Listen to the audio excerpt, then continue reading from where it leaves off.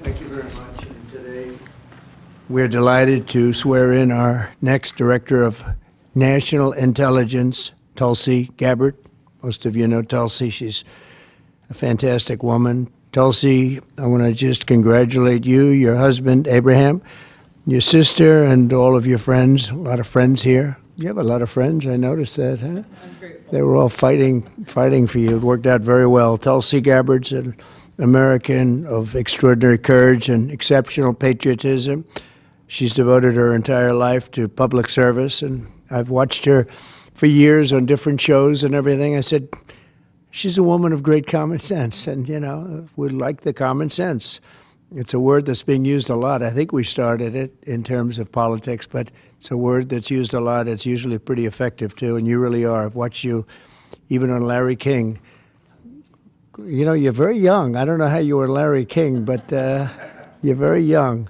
But you were, and you always had the situation covered properly. At 21 years old, Tulsi became the youngest woman ever elected to the Hawaii State Legislature. After 9/11, she joined the Hawaii Army National Guard and deployed abroad 3 times and highly respected by everybody. So many people writing in letters saying she was so exceptional even then.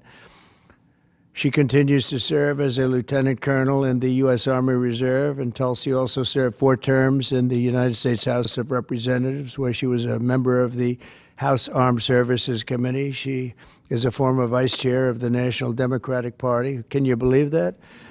And here she is. That's very nice. We have a few of them. But she was never a Democrat. She was, at heart, she was a Republican. I watched her, and was a 2020 Democrat candidate for President of the United States. It's not easy, right? It's not so easy. People think it's easy. It's not easy. Throughout her service, Tulsi has always distinguished herself as a leader of the highest caliber. She's earned the respect and admiration and love of Americans on both sides of the aisle as her profound commitment to the values that keep us free, and she really does have those values as much as anybody. In recent years, Tulsi has been a courageous and often lonely voice speaking out against radical left's attacks on free speech and the dangers of an unelected deep state. And I have to say, she was very, very strong for me when I was going through all of the fake news and all of the problems that we had with some very sick people. She was always out there. Before I really knew her as well, she was out there defending me, so I appreciated that, Tulsi. But the threat of a warmongering military-industrial complex and the weaponization of government and governmental people that go out and persecute, they like to persecute people that are innocent.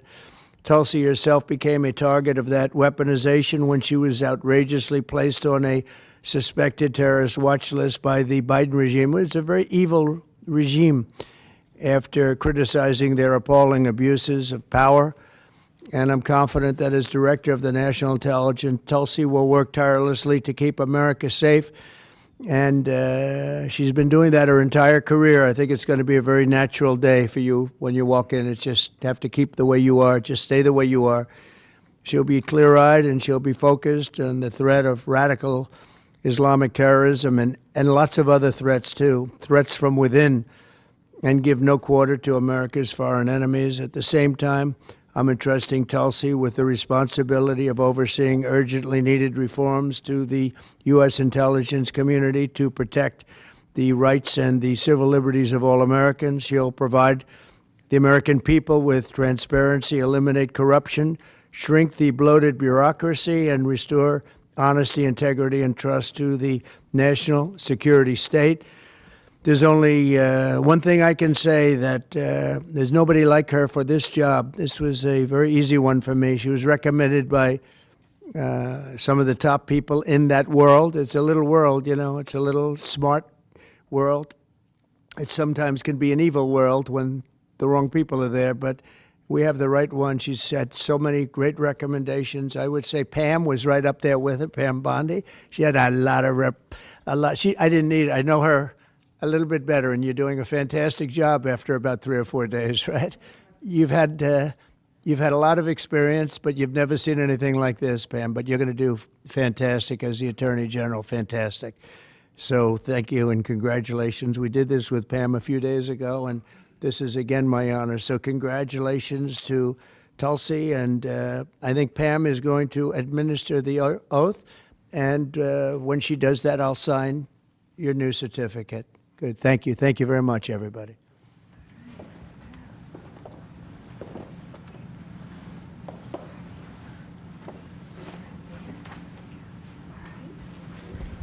Please place your left hand on the Constitution and raise your right hand and repeat after me.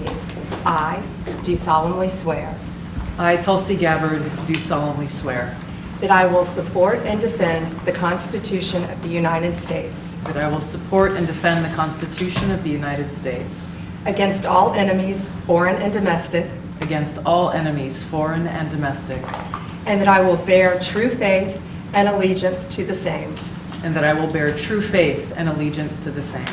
that I take this obligation freely I take this obligation freely, without any mental reservation without any mental reservation or purpose of evasion, or purpose of evasion, and that I will well and faithfully that I will well and faithfully discharge the duties of the office on which I am about to enter. discharge the duties of the office on which I'm about to enter. So help me God. So help me God.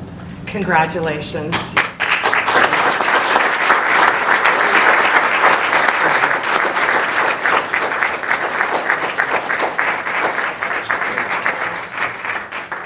That's great.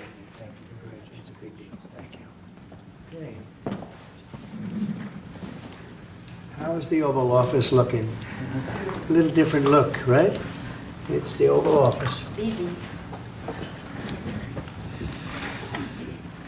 Yeah, we got a good one here.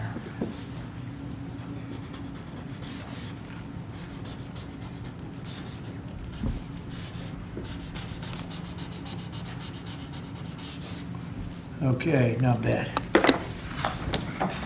Ready? I'll stand up there. I think we'll do it right here. Come on over here, Abraham.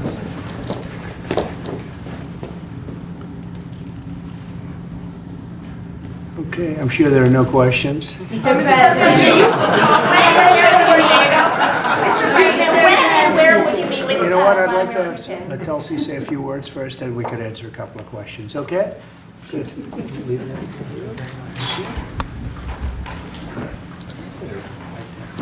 That's good.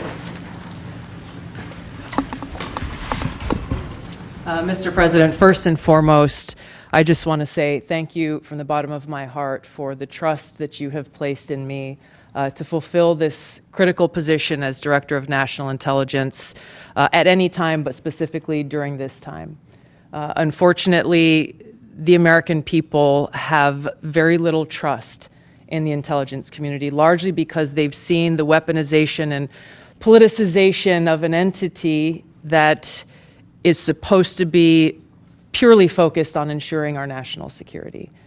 So I look forward to being able to help fulfill that mandate that the American people delivered to you very clearly in this election, to refocus our intelligence community by empowering the great patriots who have chosen to serve our country in this way, and focus on ensuring the safety, security, and freedom of the American people.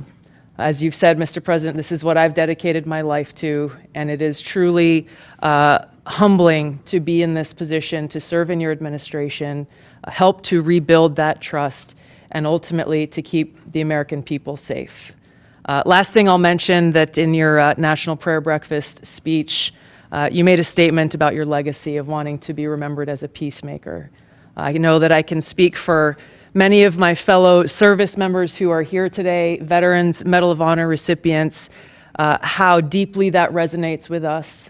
For those who volunteer to put their lives on the line when duty calls, but to have a President and Commander-in-Chief who recognizes the cost of that sacrifice and ensuring that war is the last resort, not the first. So thank you for your leadership on behalf of my friends here and all who wear the uniform. We're grateful.